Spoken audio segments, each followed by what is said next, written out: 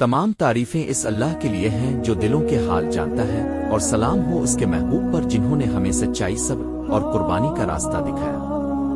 آج ہم ایک ایسے عظیم اور نازک وقت کا تذکرہ کریں گے جب اسلام کو ایک بہت بڑے فتنے کا سامنا تھا، اور جس کا مقابلہ کیا ایک نہایت نرم دل لیکن آہنی ارادے والے انسان نے۔ یہ تھے حضرت ابو بکر صدیق رضی اللہ عنہ۔ نبی کریم کے وصال کے بعد امت مسلمہ پر ایک کے بعد ایک آزمائش آئی۔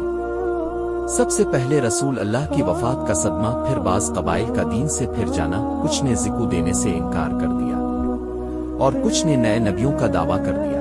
یہ سب ایک بڑے فتنے یعنی ارتداد کی شکل اختیار کر گیا۔ ایسے وقت میں جب مدینہ منورہ بھی فتنوں کے گھیرے میں آ چکا تھا، حضرت ابو بکر صدیق رضی اللہ عنہ خلیفہ بنے۔ یہ منصب انہیں رسول اللہ کی زندگی میں ہی نماز کی امامت سے ملا تھا، لیکن اب اصل قیادت کا امتحان تھا۔ بعض صحابہ کرام نے مشورہ دیا کہ ہم ارتداد سے لڑنے کے بجائے پہلے حالات کو سنبھالیں، لیکن حضرت ابو بکر رضی اللہ عنہ نے نہایت مضبوطی سے کہا، کیا دین مکمل ہونے کے بعد میں یہ دیکھوں کہ لوگ واپس کفر کی طرف جا رہے ہیں؟ خدا کی قسم، اگر وہ ایک رسی بھی رسول اللہ کے دور میں دیا کرتے تھے اور اب انکار کرتے ہیں تو میں ان سے ضرور جہاد کروں گا۔ یہ وہ غرت ایمانی تھی جس نے اسلام کو دوبارہ مضبوطی سے کھڑا کیا۔ حضرت ابو بکر رضی اللہ عنہ نے مسلمانوں کو منظم کیا۔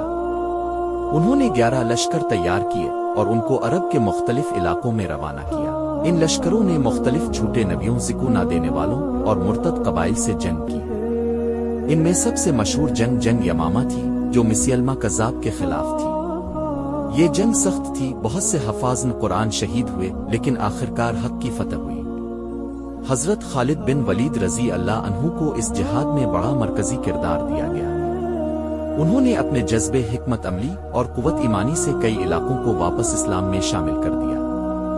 اس پورے دور میں حضرت ابو بکر رضی اللہ عنہ مدینہ میں بیٹھ کر ان لشکروں کی قیادت، نگرانی اور انتظام چلاتے رہے۔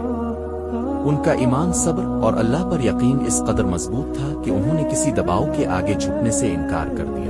یہ حضرت ابو بکر صدیق رضی اللہ عنہ کی قیادت کا ایسا دور تھا جس نے اسلام کی بنیادوں کو دوبارہ مستحکم کیا۔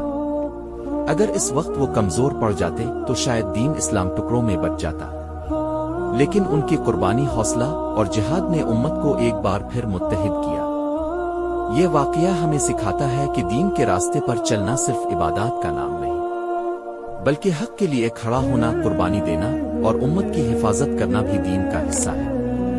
حضرت ابو بکر رضی اللہ عنہ نے نہ صرف اسلام کو بچایا، بلکہ ہمیں یہ سبق